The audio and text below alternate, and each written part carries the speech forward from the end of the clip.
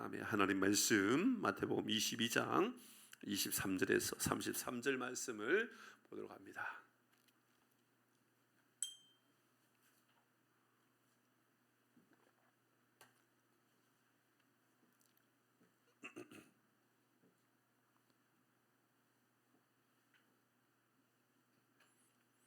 마태복음 22장 23절에서 33절 말씀 교독에서 있습니다. 부활이 없다 하는 사두개인들이 그날 예수께 와서 물어 이르되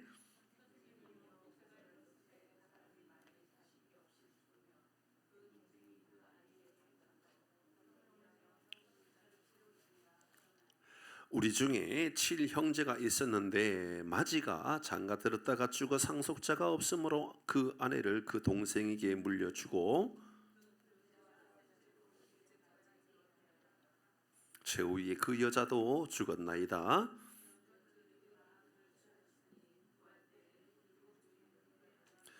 예수께서 대답하여 이르시되 너희가 성경도 하나님의 능력도 알지 못하는 거로 오해하였도다.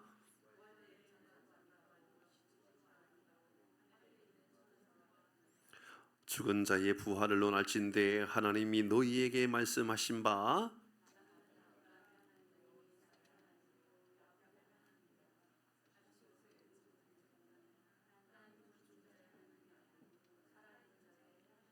같이 33절 합니다.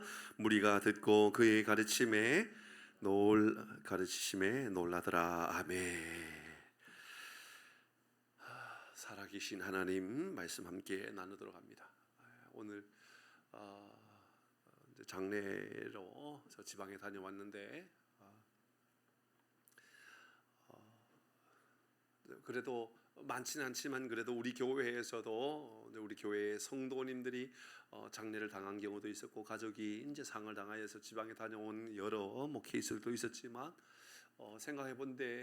해보건대 그때 은혜가 있었고 그때 모든 시간들이 다 귀한 시간들이었습니다. 목포에도 다녀왔던 일이 있었네요, 그렇죠? 예, 목포에도 다녀왔던 일이 있었습니다. 오늘은 저 청량 다녀왔습니다. 이 충청남도 청량 뭐 조금 내려가면 서천이고 조금 더 내려가면 군산이고 뭐 그 정도 되는 곳이죠. 근데 어떤 장례보다도 사실은 오늘 장례는 굉장히 무더웠습니다, 그렇죠? 너무너무 무더웠습니다. 그러니까 차에서 내릴 수가 없을 정도로 오늘 계속 뭐 33도, 4도 뭐 이 정도 날씨 더 이상도 올라가지 않았을까. 가장 좋은 것은 차 안이었었습니다. 근데 차 안에 계속 앉아 있으면 힘들거든요. 운전한 우리 목사님도 정말 고생 많았고 우리 다른 우리 성도님들도 여러 명 같이 다녀왔는데 내려가는 길이 한 2시간 반 뭐 정도 걸렸고 올라오는 길은 4시간 이상 걸렸는 것 같아요. 한 4시간 이상 걸렸다는 것은 사실 예전에 목포에 갔다 오는 시간 정도는 걸린 것 같아요. 그러니까 시간 얼마나 많이 맡기든지 이제 이런 마음이 드는 거예요. 2번 가겠나라는 생각이 들었어요. 그런데 놀러 가는 거라면 2번도 안 가요. 몰라 가요. 그렇게 막히는데 장례니까는 10번도 가겠다는 생각이 들었어요. 장례니까 10번이고 100번도 가겠다. 왜냐? 처음에 이제 출발할 때부터 마음이었습니다. 뭐냐면 일단 이분이 성도가 우리 교회 등록하지 않았어요. 예배는 계속 나오고 있었지만 등록하지 않고 있고 그리고 계속 시댁에서 주일날 이제 시아버지가 얼마나 더 살겠냐 그러니까 자꾸 내려오게끔만 하면 어떡합니까? 또 아들이니까 아들 며느리니까 자꾸 또 내려가게 되고 그게 스트레스가 되게 되고 또 안 내리면 안 내려간다고 서운하게 되고 그래야 예배를 나오는데 예배도 못 나오게 되고 이제 그런 와중에 저희에게 기대감은 뭐 이거 하나였습니다. 여러분 얼마나 귀한지 모릅니다. 그러니까 여러분도 혹시나 주변에 가족 가운데 가까운 또 이웃 가운데 장례가 있으면 다녀올 필요가 있는 그리고 저에게 요청해서 목사님 꼭 같이 가십시다 해야 될 이유가 여기 있습니다. 한번 보시길 바랍니다. 오늘 다녀왔잖아요. 굉장히 고맙게 여기는 겁니다. 그렇겠죠, 그렇죠? 얼마나 고맙게 여기겠습니까? 그분이 이제 다른 교회에 가거나 다른 교회 등록할 수 있을까 없을까요? 그분은 무조건 이제 우리 교인입니다. 이제 뭐 당연한 거 아니에요, 그렇죠? 당연히 이제 우리 교인인 겁니다. 물으면 뭐합니까? 당연히 우리 교인입니다. 이따가 또 말씀을 또 나눌 기회가 있을까 모르겠습니다만은 준비는 했었었는데요. 그런 생각이 들었습니다. 제 목표는 이분이 장례 끝나면 무조건 등록하는 것이었고, 두 번째는 여러 번 우리 교회에 벌써 몇 달 동안 우리 교회에 나오고는 있었는데 남편에 대한 얘기를 한 번도 들어보지 못했고, 남편이 또 어떤 삶을 살고 있는지도 제가 한 번도 들어보지도 못했던 상황이 있었었는데, 오늘 그래도 예배도 같이 드렸고, 장례 중에 예배도 같이 드렸고, 예배 끝나고 나서 저의 바로 옆에 앉아서 같이 여러 이야기를 들으면서 그의 어머님 되시는, 그러니까 우리 성도님에게 있어서는 시어머님이 되겠죠. 그분은 이제 권사님이라고 그럽니다. 확답을 받고 온 겁니다. 앞으로 교회 가지 않으면 집에도 내려오지 마라. 그 말을 시키고 왔습니다. 잘했죠, 그죠?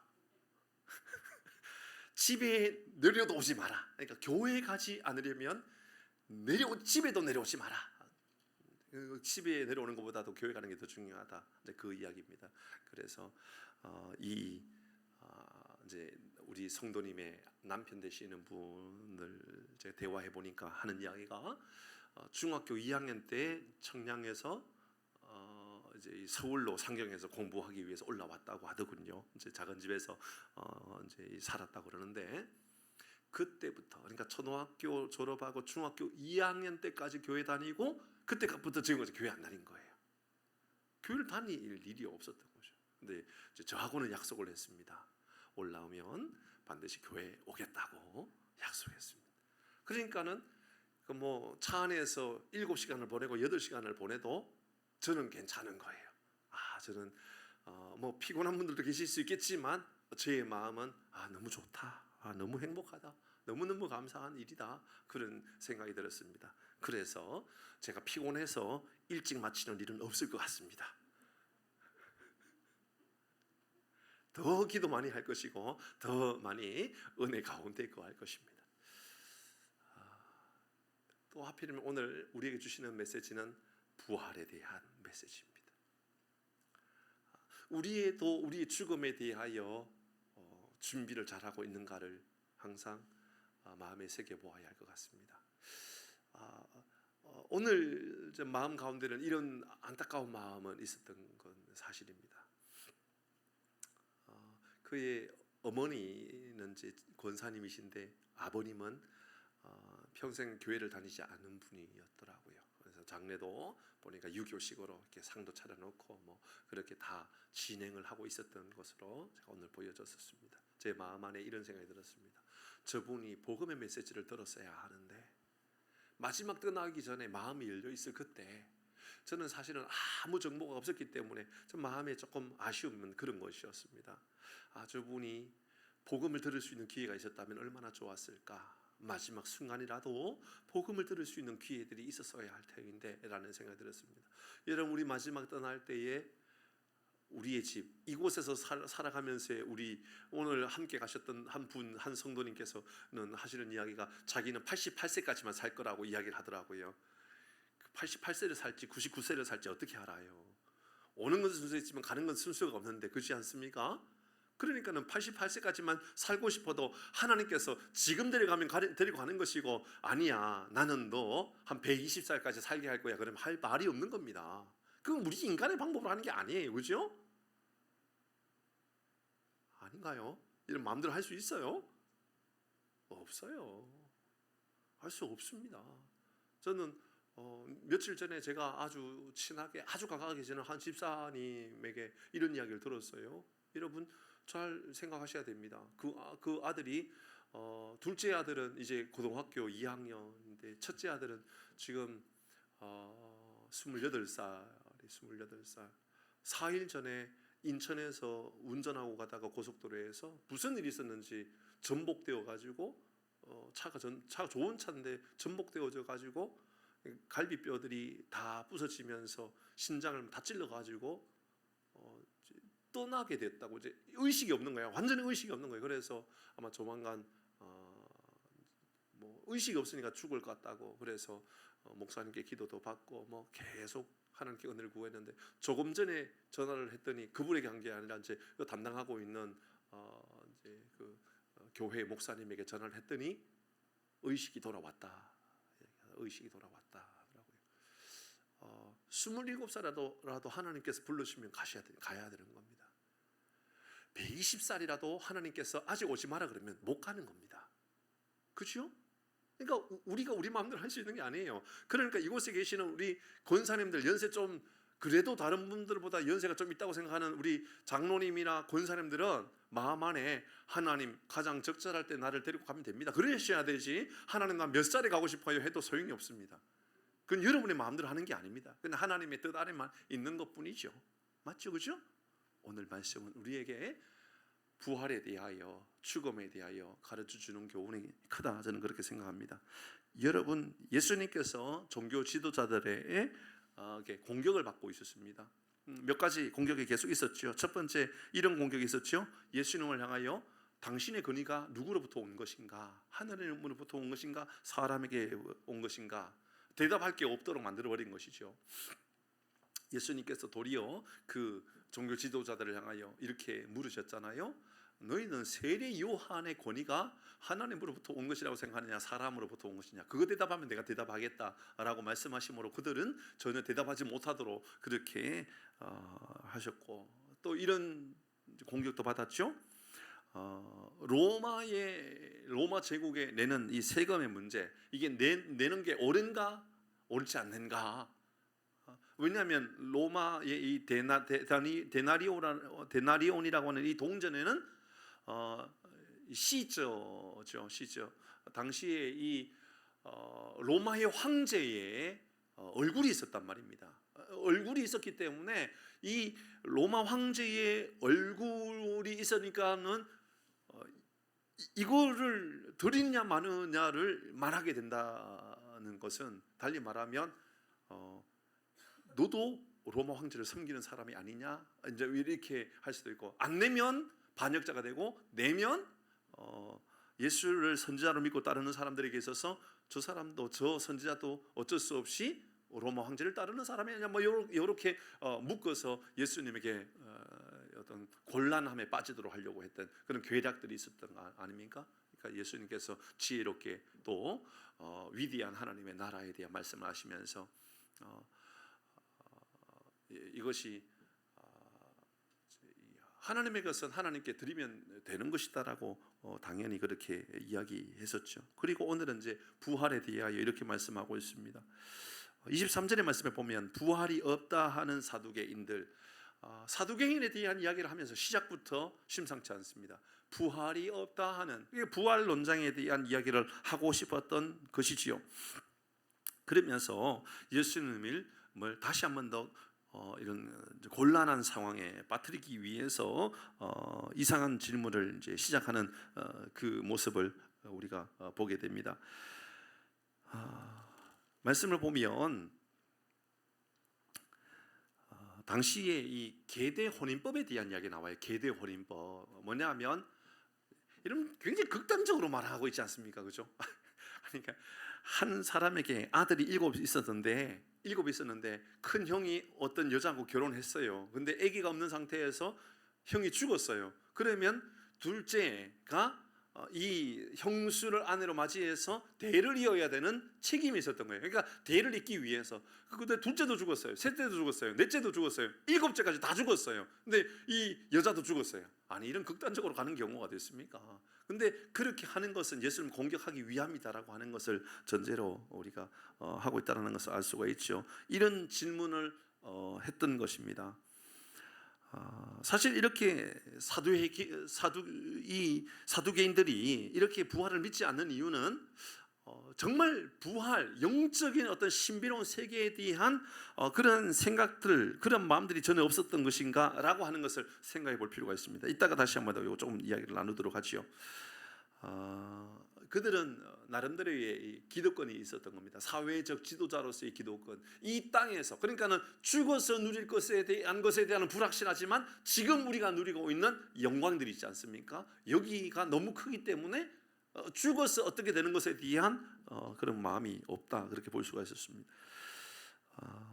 그들은 이 흔히 예루살렘 인근 주변에 많은 땅을 가지고 있었다라고 이야기합니다. 예루살렘 주변에 많은 땅을. 그러니까는 많은 땅을 가지고 있었기 때문에 그들이 영광을 누렸겠죠. 그러니까 이 땅에서는 전혀 불편함이 없었던 겁니다. 아름다운 위대한 삶을 살아갔던 겁니다. 성전 이 중심으로 그들의 이 사두개인들은 제사장 가문을 이루기도 하고 부유한 가문을 이루어서 많은 다른 사람들을 다루고 다른 사람을 종으로 쓰고 그런 영광 속에 있는 무엇 하나도 부족함이 없는 그런 삶을 살아갔던 사람들이 사두개인들이었던 겁니다. 그들에게 있어서 말씀은 모세 오경, 토라라고 하는 모세 오경 외에는 별로 관심도 없었습니다. 그들은 부활에도 관심 없었고요, 그들은 천사도 관심이 없었고, 그들은 영적인 어떤 세계에 별로 관심이 없었습니다. 아니 어쩌면 그게 더 걸거친 일인 것이요, 불편한 일입니다. 그런 게 왜 필요해? 그냥 지금 내가 사는 게 편한데. 벌써 20여 년 됐습니다. 한 30년은 된 것 같은데요, 한 20여 년 전에 한참 청소년도 사역하고 청년도 사역하고 할 때 이런 말들이 유행이었습니다. 뭐냐면 어떤 선배 목사님이 강남에서 사역하고 있는데 아이들에게, 야 우리 열심히 기도하자, 수련회가 되지 않았니? 열심히 기도하자. 근데 아이들이 하는 이야기가, 목사님 근데 우리 뭘 기도해요? 야 너희들 기도할 거 없냐? 그러니까 목사님 뭘 기도해야 돼? 너희들 공부 열심히 해야 되잖아, 성적 올라가야 되잖아, 하나님께 지혜 달라고 기도해. 가회 선생님 있는데요? 얘기하더라는 거예요. 가회 선생님 있는데요? 라는 거예요. 야 그래? 그러면 너희들 혹시 어디 아픈 데 없냐? 아픈데? 그러니까 건강을 위해서 기도해야 되는데, 주치의사 선생님 우리 다 있어요. 이야기하더라는 거예요. 야 그러면 뭐 소유하고 싶은 뭐 가지고 싶은 거 없냐? 없어요. 차도 있고요, 우린 집도요, 뭐 국물 같은 데도 있고요, 세컨하우스도 있고요, 매년 뭐 해외여행도 다 다니고요. 그러니까 이 아이들이 기도할 게 없다라는 거예요. 기도할 게 없다라는 거예요. 복입니까? 은혜입니까? 좋은 것을 누리고 있지만 사실 하나님과는 가깝지 않고 있는 겁니다. 그래서 그 목사님이요, 수련회를 바꿨답니다. 가난함을 위한 수련회를 해야 되겠다. 어떻게 했느냐면 2박 3일 동안 금식 기도하는 금식 수련회를 했답니다. 2박 3일 동안 아무 프로그램도 하지 않는다. 우리는 오로지 금식만 하다가 돌아올 거다. 불이 떨어질 정도로 놀라운 은혜가 임하더랍니다. 어쩌면 너무 좋은 것을 가지고 있고 너무 모든 것을 다 소유하고 있기 때문에 더 무엇이 내가 필요한가에 대한 그 필요성이 느껴지지 않았다는 거죠. 사두개인들이 다 그런 겁니다. 당시의 문화 속에, 지금 우리가 볼 때는 뭐 그까짓 건 뭐 할지 모르지만 그들은 최고의 권력층들, 최고의 힘을 가지고 영광을 가지고 부유함을 가지고 모든 것을 다 다스리고 있었던, 그게 영적이든 사회적이든 경제적이든 정치적이든 모든 것들, 구성원들을 다 소유하고 누리고 있었던 사람들, 사두개인들이었던 겁니다. 부활이 걸거치는 일이었던 겁니다. 그들에게 있어서 더 좋은 것이라고 하는 것이 무엇인지 이해를 못하고 있었다라고 볼 수 있는 겁니다. 자, 여기에 예수님께서 이제 이 사두개인들의 질문에 대해서 예수님 대답하시는 것이죠. 29절 30절입니다. 같이 읽어봅니다. 29, 30절 같이 읽습니다. 시작. 예수께서 대답하여 이르시되,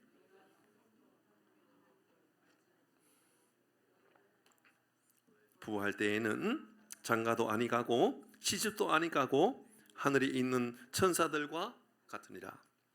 저도 제 입장을 좀 나누고 싶습니다.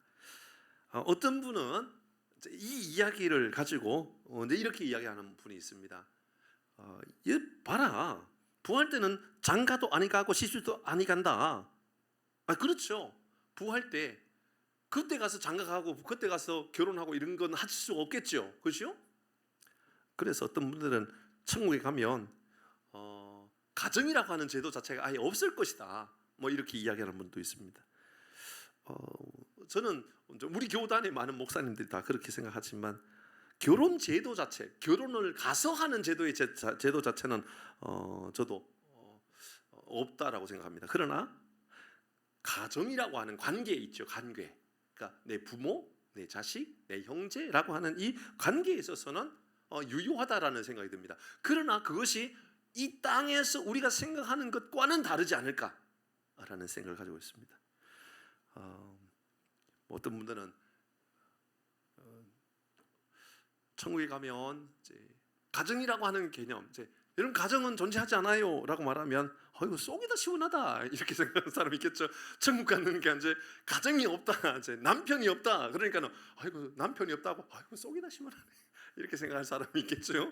반면에 천국 갔는데 남편 가정이 없다 그러면 서운한 사람이 있을 수 있지 않을까 이거죠. 아니 나는 우리 부부가 너무 사이가 좋은데 내 아내가 너무 좋고 내 남편이 너무 좋은데 천국 가가지고 이 가족이 없다? 아니야, 나는 그런 천국이 되지 않았으면 좋겠어. 저도 천국은 우리의 형제, 우리의 가족 다 존재한다고 생각합니다. 그렇다고 오해가 되면 안 되는 것은 이 땅에서 생각하고 있는 가족 가운데 있는 가족으로 인하여서 나타나는 고통과 염려와 근심거리를 그대로 안고 천국에 있다라고 생각하지는 않습니다. 그런 천국이 우리가 꿈꾸고 있는, 우리가 바라고 있는 천국은 적어도 아니라는 것이지요. 우리 생각 안에 갇혀 있는 천국은 적어도 아니라는 겁니다.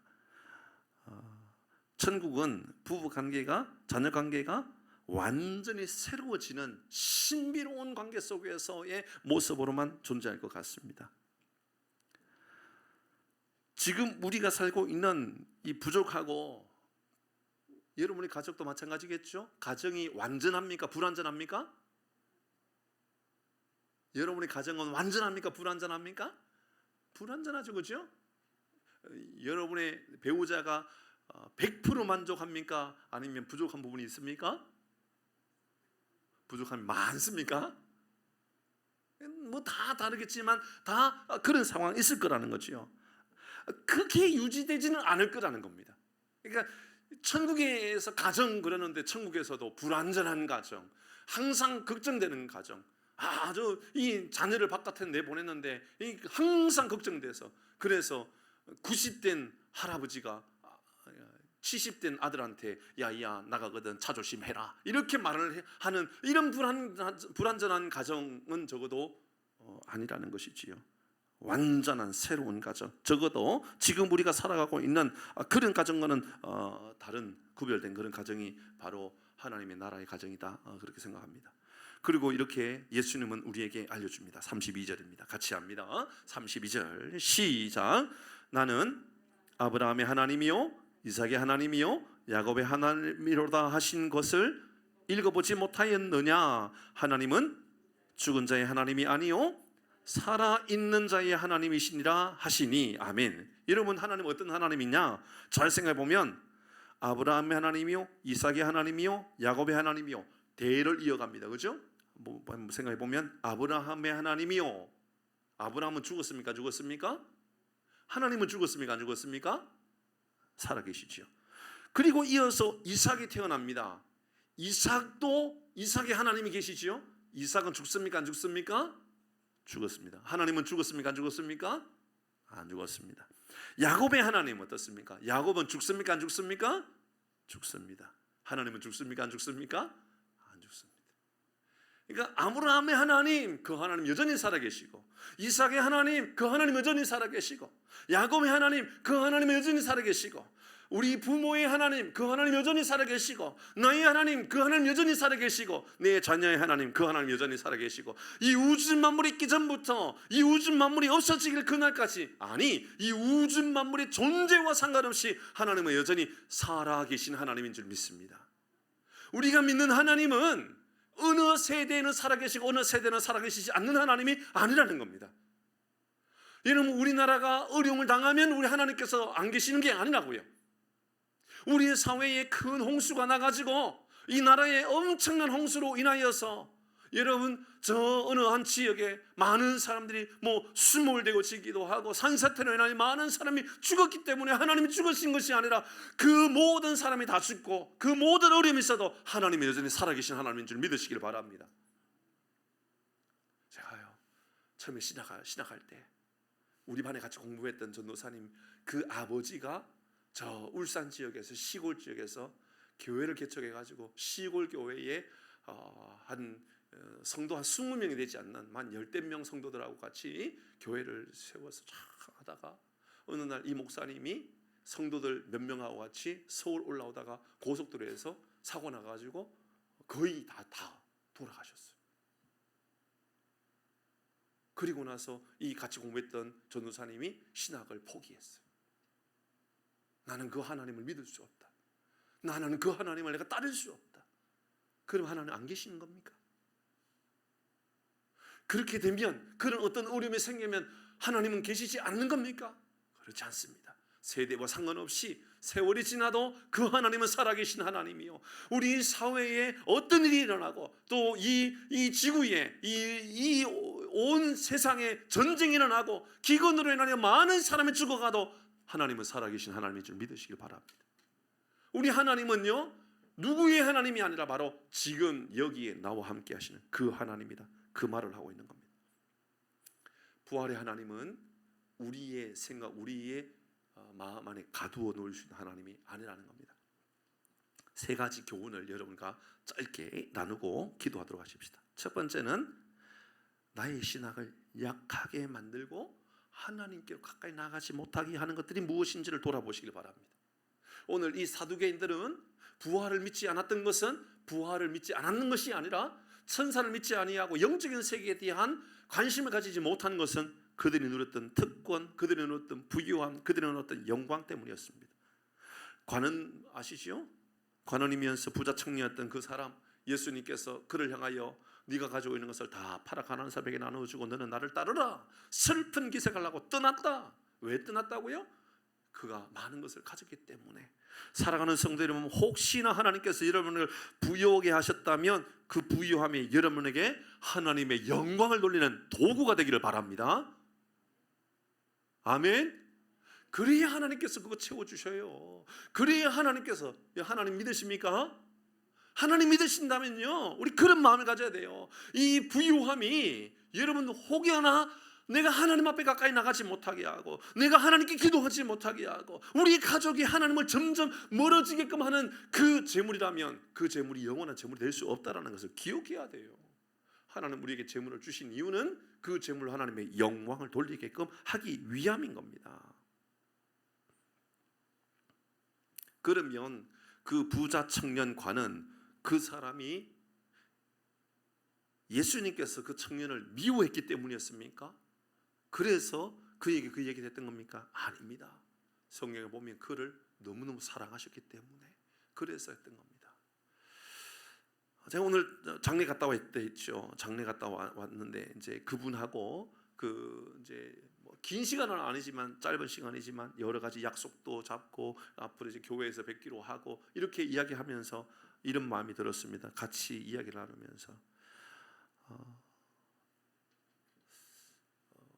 여러분의 세대는 여러분의 세대대로 나름대로의 사연들이 다 있겠죠. 우리도 우리 나름대로 또 세대의 사연이 있는 겁니다. 우리 다음 세대는 또 우리 다음 세대의 사연이 있겠죠. 그분은 아마 저보다 조금은 더 젊지 않을까 그런 생각이 좀 들었습니다. 근데 이런 생각이 들었어요. 초등학교 때까지는 교회를 잘 다녔는데 신앙생활을 하지 못하고 지금까지 살아왔던 이유가 뭘까? 이런 이야기 하다가 이런 마음이 들었던 겁니다. 우리의 삶이 녹록지 않는 삶의 패턴을 가지고 살아가는 겁니다. 그러니까 하루하루 살아가는 게 보통 만만한 일이 아닌 삶을 살아가는 겁니다. 이분은 이제 컴퓨터 프로그램을 만들어서 이제 일을 만드는 그런 일을 하고 있는데 하는 이야기가 늘 밤을 새워서 일을 해야 한다고. 그러니까 낮에는 집중하기가 어려울 때가 많고 밤에 밤새도록 프로그램을 짜고 이 일을 하다가 보면 아침에는 또 자야 되고 이런 패턴의 생활을 하고 있다라고 이야기를 하더군요. 그것도 혹시나 하나님 앞에 내가 서지 못하게 하는 동기고 그것이 하나님께로 나아가는 일에 방해가 되는 일이 아닌가라는 생각이 들었던 겁니다. 사랑하는 성도 여러분, 여러분 스스로를 돌아보십시오. 나의 신앙, 하나님 앞에 나가는 일에 방해되는 일들 무엇인가입니다. 어떤 이들은 지나친 취미생활이 하나님께로 나가지 못하게 하는 일들이 있습니다. 끊임없이 어떤 등산을 한다든지 어떤 일들을 통해서 예배를 드리지 못하는 이런 사연들이 있더라는 것이지요. 일 때문에도 마찬가지입니다. 평일날 일하는 것보다 주일날 일하면 적어도 1.5배에서 2배, 2배 이상의 돈을 벌기 때문에 주일날 오픈을 해야 되는 것 때문에 내가 교회를 못 간다. 그런 사람들도 있던 겁니다. 여러분의 신앙을 나약하게 만들고 하나님 앞에 영적인 삶을 살지 못하게 하는 원인을 찾는 것이 얼마나 중요한지 모른다. 그 말을 하는 겁니다. 두 번째는 천국에 대한 겁니다. 이 사두개인들이 했던 그 질문에 대하여 그러면 천국은 어떤 곳인가? 여러분 적어도 우리가 알고 우리가 배우고 우리가 말씀을 통해 읽는 것 천국을 흔히 말하는 무릉도원쯤 되는 곳을 낙원으로 천국으로 생각하면 착각인 겁니다. 간혹 여행을 마치고 집에 들어오면서 하는 이야기가 이런 이야기를 하지요. 어떤 이야기 합니까? 진짜 집이 제일 좋습니까? 아니 호텔이 더 좋잖아요.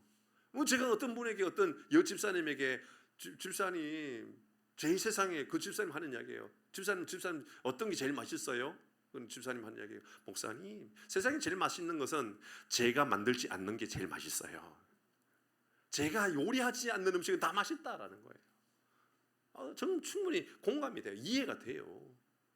여러분 여행 마치고 돌아와서 에어컨을 켜놓고 집에 소파에나 침대에 들어 누워 있으면 야 여기가 제일 좋다. 여기가 천국이다. 여러분 그게 천국입니까? 불완전한 곳입니다. 조금 지나고 나십시오. 그러면 다시 또 여기가 제일 좋다 해놓고는 여행 스케줄을 또 잡습니다.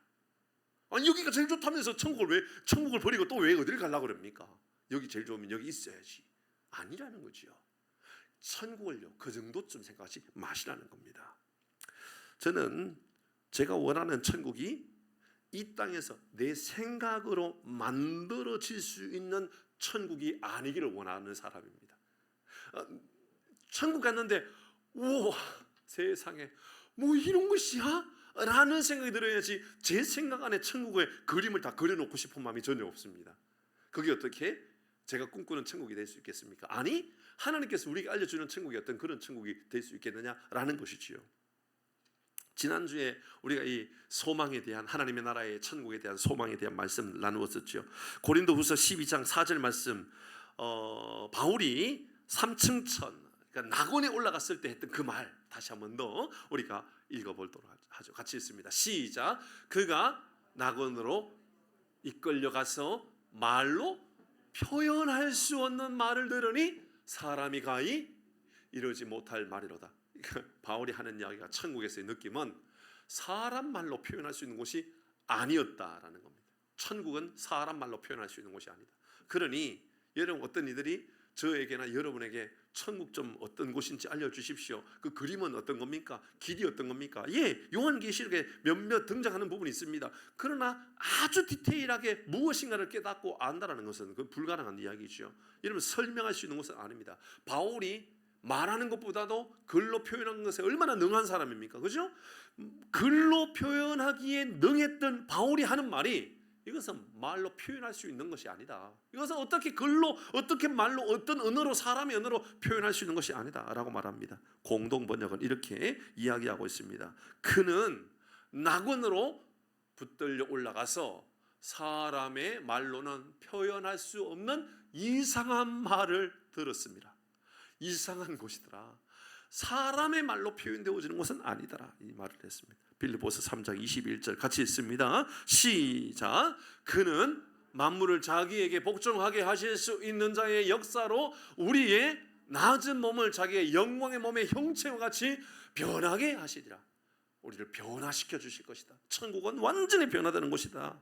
여러분 첫째가 죽어서 계대 결혼을 이루어지는 첫째가 죽으면 둘째가 셋째가 넷째가 여러분 그러면 도대체 일곱째는 누구하고 결혼해서 살아야 됩니까? 그럼 결혼하고 천국 가면 뭐 어떻게 해야 됩니까? 잘 모르겠습니다. 그것에 대한 우리의 대답은 없습니다. 단순히 우리가 알 수 있는 것은 천국은 여러분 우리의 삶이 이런 곳이라고 공동번역에서 알려주었었죠. 똑같은 21절 공동번역 같이 읽어봅니다. 시작. 그리스도께서는 만물을 당신께 복종시킬 수 있는 능력을 가지고 오셔서 우리의 비천한 몸을 당신의 영광스러운 몸과 같은 형상으로 변화시켜 주실 것입니다. 이런 놀라운 은혜를 우리 모두 다 마음에 새기고 살아가기를 바랍니다. 세 번째입니다. 이런 말씀, 우리가 말씀을 통하여 기억해야 됩니다. 우리는 지금 내가 하나님 살아계시다라고 믿고 살아계신 그 하나님과 함께하는 삶을 살아가느냐에 대한 이야기입니다. 아브라함의 하나님, 이삭의 하나님, 야곱의 하나님, 그 하나님은 이미 다 죽었죠. 그들은 죽었죠. 그러나 하나님은 죽지 않았습니다. 지금도 여전히 살아계시는 겁니다. 2000년 전이 아니라 2만 년 전이 아니라 2억 년 전이든 20억 년 전이라 할지라도 하나님은 여전히 살아계시고 지금도 여전히 살아계신 하나님입니다. 죽으시고 부활하신 그 하나님은 영원한 생명의 하나님이라는 것이지요. 하나님의 사랑하는 친구였던 나사로의 동생들 마르다, 마리아, 이들도 이 말을 잘 이해하거나 받아들이기 어려웠습니다. 왜냐? 경험해 보지 못한 것이기 때문에 그렇습니다. 우리도 마찬가지입니다. 목사님, 저도 잘 이해가 안 돼요. 예, 저도 이해가 안 되는 부분이 얼마나 많겠습니까? 그러나 나사로에게 예수님께서 친히 요한복음 11장 25절에 이렇게 말씀하셨음을 기억해야 됩니다. 같이 합니다. 시작. 예수께서 이르시되 나는 부활이요 생명이니 나를 믿는 자는 죽어도 살겠고 무릇 살아서 나를 믿는 자는 영원히 죽지 아니하리라. 이것을 내가 믿느냐. 그래서 나사로가 죽고 다시 살아남으로 우리에게 부활이 존재한다는 것을 가르쳐 주고 계시는 것이죠. 창세기 2장 7절의 말씀에 보면 이렇게 말합니다. 여호와 하나님이 땅의 흥으로 사람을 지으시고, 자, 땅의 흙으로 사람을 지으시고, 그 사람을 지으셨습니다. 땅의 흙으로. 그러면 그게 생명이 있는 상태입니까? 생명이 없는 상태입니까? 없는 상태입니다. 그런데 이렇게 말하잖아요. 생기를 그 코에 불어 넣으시니, 다시 말하면 하나님이 생명을 그 안에 불어 넣으시니 사람이 살아있는 영, 생명이 된 것이다. 사랑하는 성도 여러분, 우리 하나님께서 우리의 생명을 주관하시는 분이십니다. 왜냐하면 그분이 생명이시기 때문에, 생명의 근원이시기 때문에, 그래서 그분이 우리의 인생을 살리시기도 하고 죽으시기도 하고. 그래서 말씀드렸잖아요. 여러분 88세에 떠나고 싶어도 하나님이 안 돼, 너 99살까지 살아, 그러면 살아야 되는 겁니다. 이게 우리에게 달리는 것이 아니라 전적인 하나님의 은혜 손길 아래 있던 거죠. 달리 말하면 지금 당장도 하나님 우리를 부르시면 우리는 떠나야 할 사람이 바로 우리라는 것이지요. 고린도전서 15장 15절 말씀, 이 말씀을요 이렇게 설명하고 있습니다. 같이 합니다. 시작. 기록된 바 첫사람 아담은 생명이 되었다 함과 같이 마지막 아담은 누굴까요? 예수님이에요. 예수님은 이렇게 말합니다. 살려주는 영이 되었나니. 아담은 하나님께서 살리셔서 사람이 되게끔 했습니다. 그러나 죄로 말미암아 죽었습니다. 둘째 아담 예수님은 살려주는 영이 되었습니다. 예수로 말미암아 살아나게 되었습니다. 왜냐? 그분이 죽고 사흘 만에 부활하셔서 영원한 생명이 되셨기 때문인 겁니다. 사랑하는 성도 여러분, 우리의 생명은 전적인 하나님의 손안에 있다라는 것, 믿음의 고백을 가지고 살아가기를 주의 이름으로 축복합니다. 세 가지 나누었습니다. 기억하시기를 바랍니다. 내 신앙을 방해하는 것, 내 신앙을 넘어지게 하는 내 안에 있는 그 무엇을 점검하셔야 됩니다. 부유함일 수도 있고 분주함일 수도 있고 경주적인 여유일 수도 있고요, 악함일 수도 있습니다. 이 모든 것들을 돌아보시고요. 두 번째는 천국을 내 상상 안에 두지 마시고 우리가 상상할 수 없는 또 다른 차원의 위대한 하나님의 나라가 있다라는 것을 늘 기억하시고요. 세 번째는 여러분 수천 년 수만 년 전의 하나님이 아니라 지금 여기에 나와 함께 하시는 그 살아계신 하나님과 동행하는, 그래서 내일 성령 편파하는 남한산 숲 안에서도 여전히 살아계신 하나님이시요, 이곳에서 기도할 때 역사하시는 그 하나님, 여전히 살아계신 하나님, 그 하나님과 함께 교제하고 그 하나님의 능력 안에 거하는 우리 모두가 되기를 주의 이름으로 축복합니다.